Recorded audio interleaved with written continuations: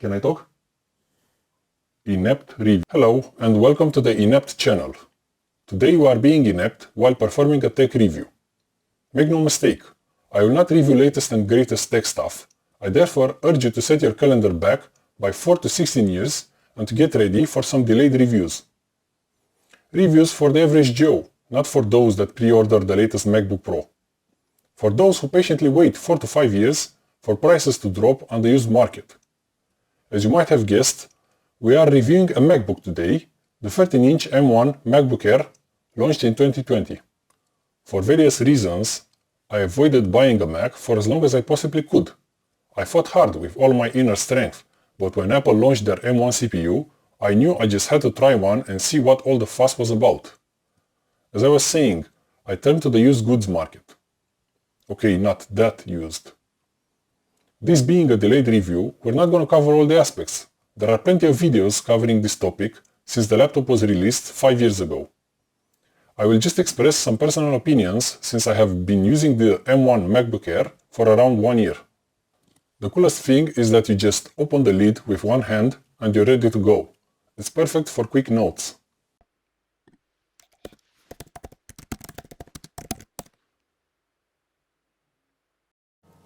And when you're done for the day, you just close the lid, you don't shut it down.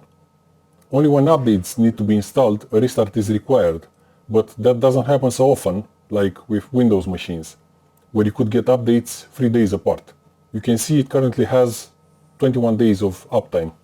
The touchpad is huge and really accurate. You don't cry over forgetting your mouse at home, you get shit done with the touchpad just fine. The M1 Air is a compact machine and relatively lightweight. At around 1.3 kilograms, it's not super light, but if you are in a pinch and it's really hot outside, you can use it to cool down. The battery holds really well, even when doing heavier stuff like editing videos. You just crack on with it and don't stress over the battery life. The Apple ecosystem is really cool. If you have an iPhone, you can receive text messages directly on the MacBook. And of course, you can also reply.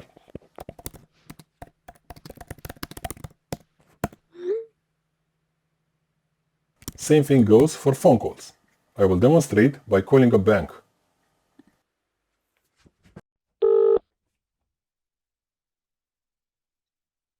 Hello, Mr. Inept. Final notice. Foreclosure procedure initiated. Although this Air model is probably designed for light tasks, it holds its own when under heavy load. I pushed it on video editing. I did some DaVinci clips for another channel. Timeline in 1080p and rendering at 4K. Okay, this laptop of mine has 16 gigs of RAM, but I also had the base model with just 8 gigs and it still worked just fine. The 14.3-inch screen isn't small by any means.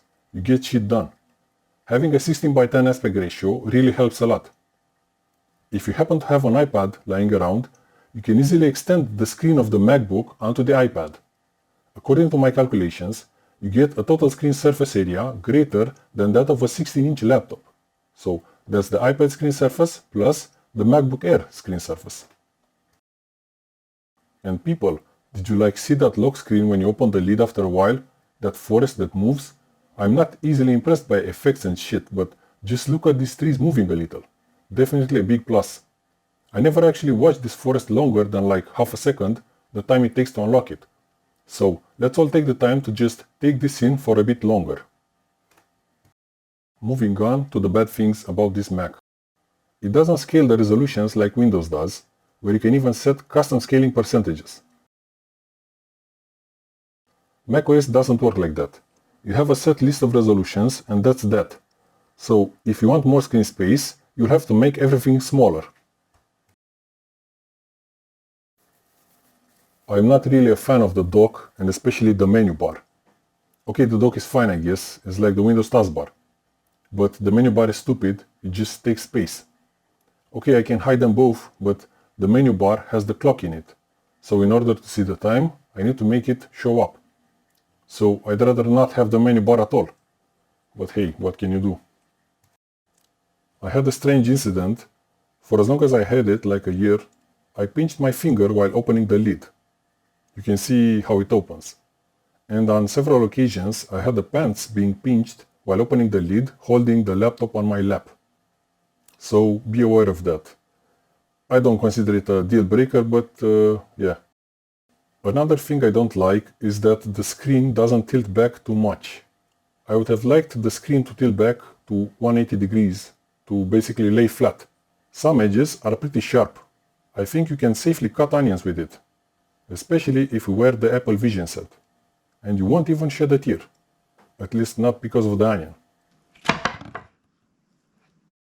And if you lose your job, you can always sharpen knives on the streets for a living. The biggest issue with laptops in this day and age is expressed by the fundamental content creator equation, shown on screen. Okay, we can forget about the noise variable since it doesn't have a fan, so scrap that. But we are still left with the heat variable, which it does get hot because, it doesn't have a fan. Therefore, you have to take matters into your own hands and adopt some damage limitation active cooling measures if you really want to push it.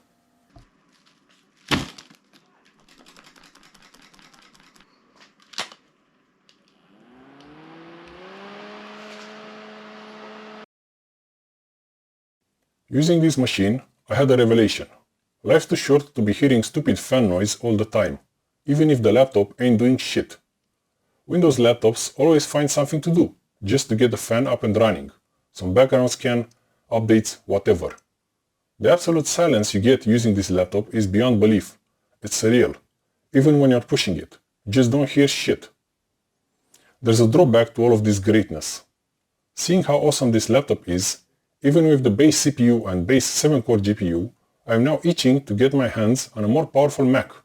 Because I know the Pro versions have fans, but those are really silent too. I will end this shit show with an analogy. The laptop market is huge and varied, as pastry shops are. We have a pastry shop named Generic Windows that sells pretzels, and a pastry shop named Beaten Apple that also sells pretzels. From afar, the two pretzels look alike, but only when you take a bite you can feel the difference. What I'm trying to say is, if you're hungry, you can get by with just having a generic pretzel. But if you want an extraordinary culinary experience, you need to go to the Beaten Apple pastry shop.